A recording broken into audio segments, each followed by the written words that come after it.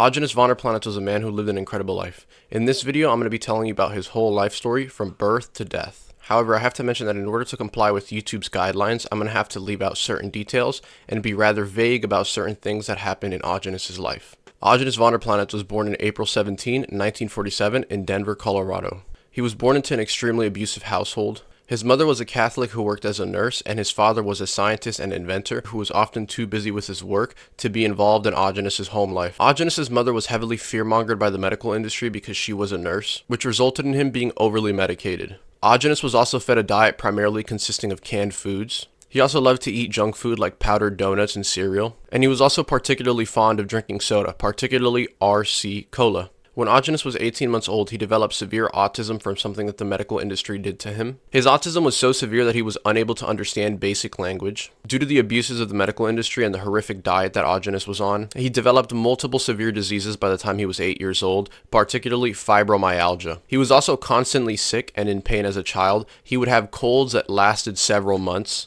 Agenus' over-medication and his poor diet ended up causing him peritonitis when he was 12 years old. He went to the hospital and the doctors misdiagnosed his peritonitis as appendicitis. The doctors opened him up and found nothing wrong with the appendix, but decided to remove it anyways because they said, "We don't want it to cause you problems in the future." The removal of Agenus' appendix ended up speeding the progression of his illnesses and also ended up causing him great pain later in life. Agenus suffered from a very severe fatigue his entire childhood. He mentions that as early as 8 years old, he began to smoke his parents' cigarettes and drink their coffee when they weren't looking. And he did this to combat the fatigue he was feeling. He also mentions that the coffee and the cigarettes would provide him with excessive energy, and at night, he would drink alcohol to put himself to sleep. This progressed significantly, especially in his teenage years, where he mentions he was smoking up to 2 packs of non-filtered Lucky Strike cigarettes every day, drinking 8 cups of coffee a day, and drinking a 5th of hard liquor every night. I was smoking about 2 packs of Lucky Strike non-filter at that time, and let me tell you, I loved it. If smoking weren't bad for me, I would still be smoking because I loved smoking. My mother used to hate it because I would... till that whole end of that was flaming hot. She'd say, "Stop that, you look like a fiend." I said, "Mom, you look like a fiend when you do that." Yeah, so... After all this abuse on his body from the medical industry, the poor food, his appendix being removed, Agenus developed 2 very serious illnesses when he was 15 years old. At 15, he developed juvenile diabetes and started taking insulin. The doctor said his pancreas would never work properly ever again, and he would need to take insulin until the day he died.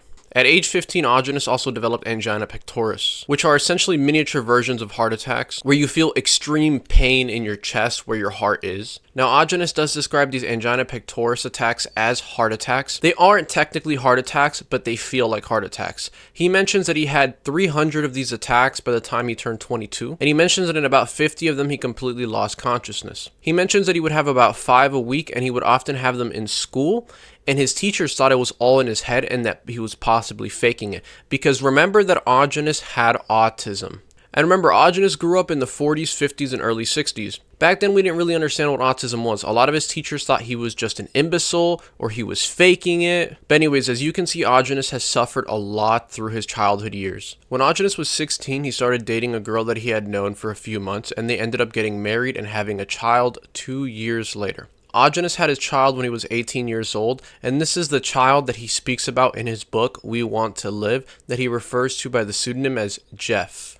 I'm not going to be speaking about Jeff in this video because I think it deserves its own video, but I encourage you to read the book We Want to Live by Aajonus Vonderplanitz if you'd like to know more about Jeff, because Jeff is still alive to this day. So when Jeff was born, Agenus was around 18 years old, which meant he was still in school. He was a senior in school. His wife was not in school. She was working a job. She worked in the afternoons and Agenus went to school in the mornings. So him and his wife wouldn't see each other much, and they would each take turns taking care of Jeff. However, baby Jeff was suffering from colic, which is where essentially he'd be crying 24/7. He wouldn't stop crying. And because Agenus is still autistic at this time, and his wife is dealing with the stress of having a child at 18 and working a job, this put a lot of stress on Agenus, and he ended up becoming a full-blown alcoholic. At this point in his life, he said he was smoking 2 packs of cigarettes a day and drinking a very very large amount of alcohol throughout the day. Unfortunately, due to all these factors, Agenus' marriage ended not long after baby Jeff was born, and because of this, Agenus would not see baby Jeff for many years after this. Now, Agenus described himself as an idiot savant, and nowadays idiot is used almost like a slur,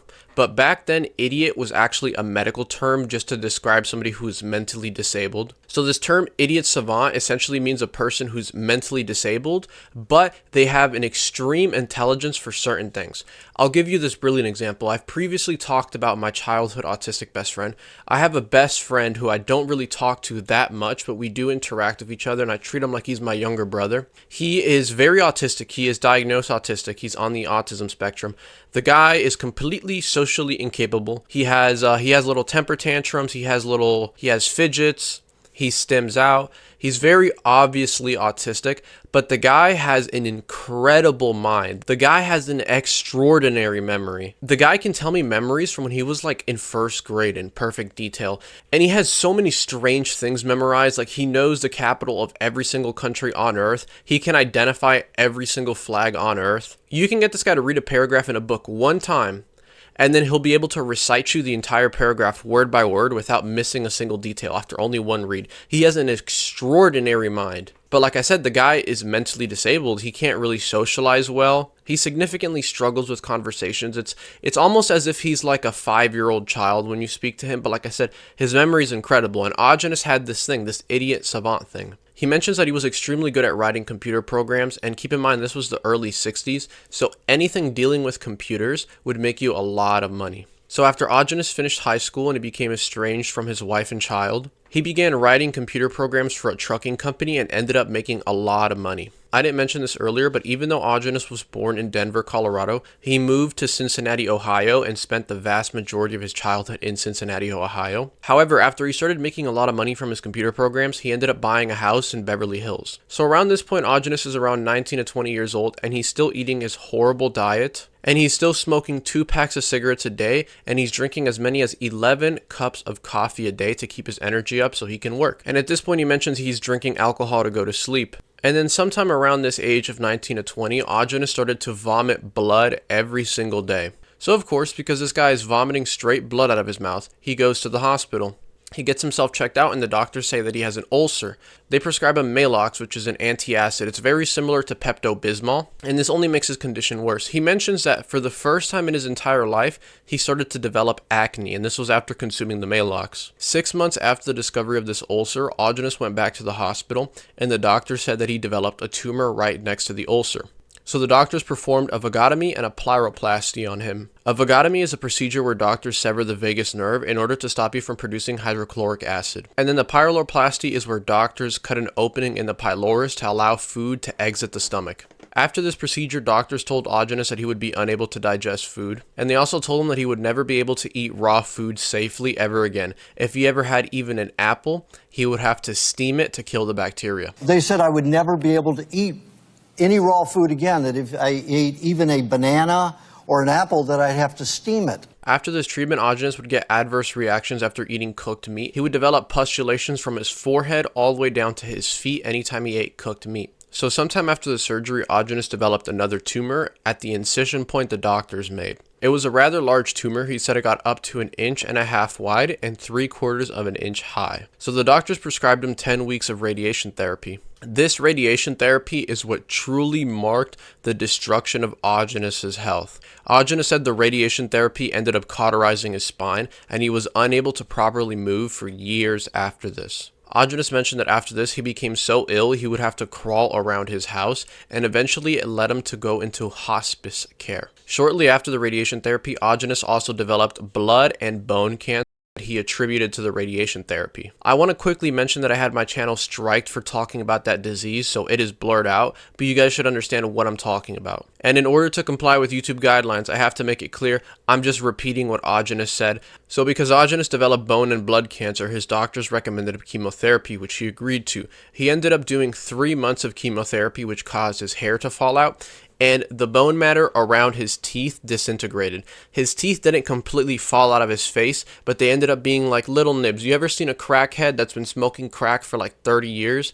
That's what his teeth looked like. So after 3 months of chemotherapy, the doctors actually told Agenus that he was probably going to die no matter what they did, so they decided to discontinue the chemotherapy and recommended him for hospice care. If you don't know what hospice care is, it's essentially where people who are going to die go in order to have a comfortable place to live in their few months or years before they pass away. However, since Agenus was still autistic at this time, he did not want to go to the hospice care because he felt like people would have treated him poorly because he didn't know how to socialize with people. So he decided to stay home. However, two very generous hospice workers offered to go to Agenus's house, clean up after him, and bring him his food. One of these hospice workers is extremely important to Agenus's story. This boy was a 6'2" African-American gentleman named Steve Flanagan. He was in his early 20s and made a lot of money being a singer. Agenus described him as a young boy with lots of care and compassion in his heart, and he spent his free time as a hospice caretaker helping sick people that were dying. And this boy actually ended up saving Agenus's life. So after the chemotherapy destroyed Agenus's teeth, he was unable to eat solid food, so his caretakers blended him food and made it liquid for him to eat. He mentions that Steve would bring him RC Cola and powdered donuts,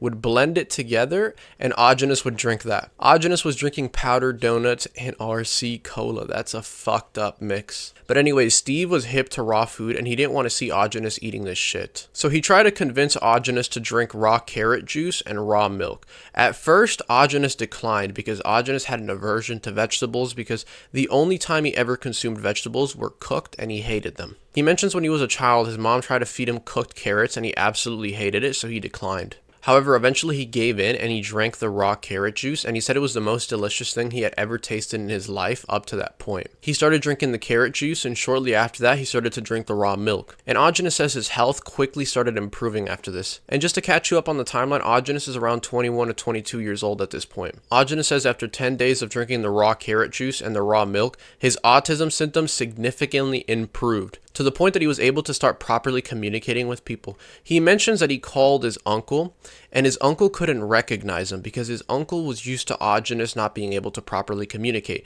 He actually thought that he was being prank called by someone pretending to be Agenus, but no, it was just Agenus after he had recovered. So at this point, Agenus is about 22, 23 years old, and he hadn't been working in over a year, so he was running out of money. He was about to lose his house and he didn't have much money at all. So he asked Steve if he could borrow $110 to buy nutrition books. And he wanted to do this because he was fascinated by the fact that the raw carrot juice and the raw milk improved his health, so he wanted to learn about nutrition. And keep in mind, this was in 1969, so $110 back then took you far. He said that he bought dozens of nutrition books and all of the books contradicted each other. Some books said don't eat meat because it'll give you cancer. Some books said meat is the healthiest thing you could eat. Some books said you need to eat vegetables. Some books told him to avoid vegetables. So he realized that the medical industry knew nothing about nutrition. So all he could do was experiment with food himself. So he started trying out different foods. He mentions that anytime he ate anything raw, including vegetables, it was easy. His body didn't have a hard time digesting it. And anytime he ate cooked food, he had problems. However, Agenus at this point had not tried eating raw meat yet because he was afraid and fear-mongered because if you eat raw meat, you're going to get a parasite and it's going to take over your body and you're going to die. So at this point, Agenus became a raw foodie, but primarily a raw vegetarian. He mentions he drank raw milk and ate raw eggs and lots of raw vegetables and raw fruit. He mentions that he particularly enjoyed a diet of raw fruit, raw eggs, and raw milk. And he found that it was healing his body pretty well. After a few years of doing this raw diet consisting of raw vegetables, raw fruit, raw eggs, and raw milk,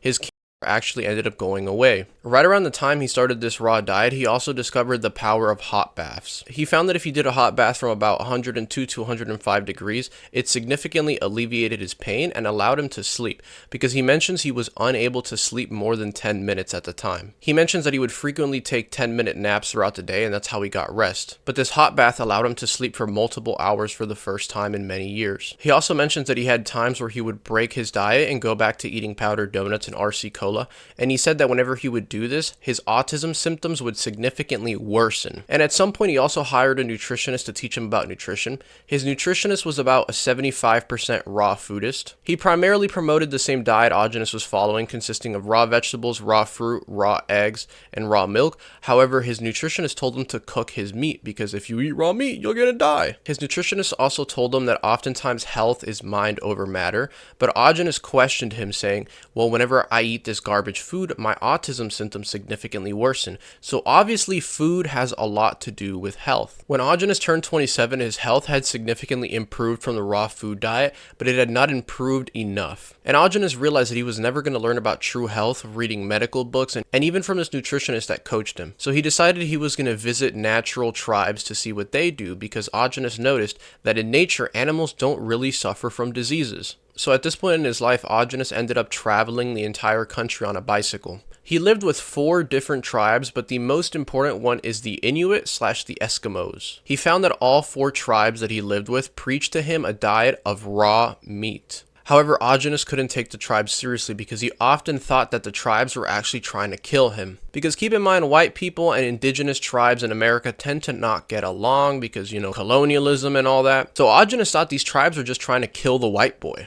Now, the most important of these 4 tribes was the Inuit/the Eskimo that he met in Alaska. The Inuit have this ceremony that they do about once every 6 months, where they bury raw fish underground and they let the fish ferment for many months at a time, and then they dig up the fish and they eat it. And straight up what it is rotten raw fish. It gets full of mold, it's full of bacteria, it's straight up rotten meat. Agenus says that the Inuit told him to eat it because it was a medicine and it would help him heal. However, Agenus could not fathom that it was rotten meat. Agenus thought it was a herbal remedy. Agenus mentions that when the Inuit tried to give it to him, he could not tolerate the smell. He said he could not get even 5 feet of the rotten meat without wanting to throw up. But because he believed it was a herbal remedy, he decided to take it. He ate about a golf ball sized amount of the rotten meat, and it ended up helping him. He said that he went to sleep after eating it, and he was able to wake up sooner than he normally does, and he found that he had a profound sense of well-being after consuming it. And even though the Inuit told him that it was rotten meat, he couldn't believe it because he didn't understand that you could just eat rotten meat. So he ended up leaving the tribe, and after this, Agenus became very depressed. So after Agenus left Alaska, he actually ended up becoming a raw vegan. And this led to his illnesses resurfacing. Particularly his cancer ended up coming back, and he decided he didn't want to live through it anymore. So he biked all the way to the deserts of California and he decided to end his own life. He attempted to end his own life by eating a raw jackrabbit because he believed that the intestinal parasites would have killed him. After eating the rabbit, it invigorated him and brought his health back, and he realized that he might be onto something with the raw meat. After this, Agenus went around hunting different animals in the desert and eating them raw. And he found that with every bite of raw meat, he became healthier and healthier and he got his life back. He also started drinking wild bird eggs that he could find. After this adventure in the desert, Agenus began to work for farmers where he would do manual labor around the farm in exchange for milk and sometimes a small amount of money that he would use to buy raw meat at the store. He even mentions that one day on a Sunday, all the stores were closed, so he was unable to buy the raw meat that he wanted to eat. So he went behind a fish store and he rummaged the trash. And he ended up finding fish meat that was infested with pinworms, and he still ate it, and he didn't have any problems with it. After a few years of doing this, Agenus shared his findings with the general public, and they all thought he was crazy. They said, "You're going to die of parasites, you're a lunatic." And at this point, he realized that the medical industry was just full of BS. So now in Agenus' life story, he's around 40 years old. And at this point, he begins formulating the primal diet, a diet consisting primarily of raw meat, raw eggs, raw dairy, raw vegetable juices, and raw fruit. It's worth mentioning that a few years before Agenus formulated the primal diet, he worked as an actor, and he ended up gaining a small fortune from a very promising acting role. So he used his newfound wealth to conduct laboratory research. He ended up researching his diet, testing his diet on himself, testing his diet on other people, doing general laboratory work like petri dish experiments. And he ended up refining the primal diet after many years. He ended up writing the first version of We Want to Live, which is an autobiography and essentially a how-to book on how to do his diet, in January 16 of 1997, shortly before he turned 50 years old. He ended up expanding on his book and republished it in 2005, and this is his wonderful book right here. It's a very large book, contains a lot of information. He also published this book right here, The Recipe for Living Without Disease, in 2002, which is essentially a raw food recipe book with extra information and also anecdotes and scientific studies that prove his diet is correct. So from the late 90s all the way to Agenus' death, he became a health practitioner. There's a certain disease I'm not allowed to talk about on YouTube, but I have mentioned the disease's name earlier in the YouTube video, so you can use context clues to figure out what I'm talking about. He had around 2,000 patients with this illness, and he claimed that he was able to save 98% or more of their lives. Agenus did improve his diet and slightly altered it as he went along, but at the end of the day, his diet has always been raw meat, raw eggs, raw dairy, raw vegetable juice, raw fruit, and certain herbs. Agenus lived an absolutely incredible life. However, his life was cut short at age 66 after he fell off a balcony in Thailand and died from internal bleeding. The fall broke his spine and left him paralyzed, and he died a few days after the fall. The official story is that Agenus leaned on the balcony railing and the railings collapsed and he fell 20 feet to his death. However, it's worth mentioning that many people believe Aajonus Vonderplanitz was assassinated and he was pushed off the balcony purposely.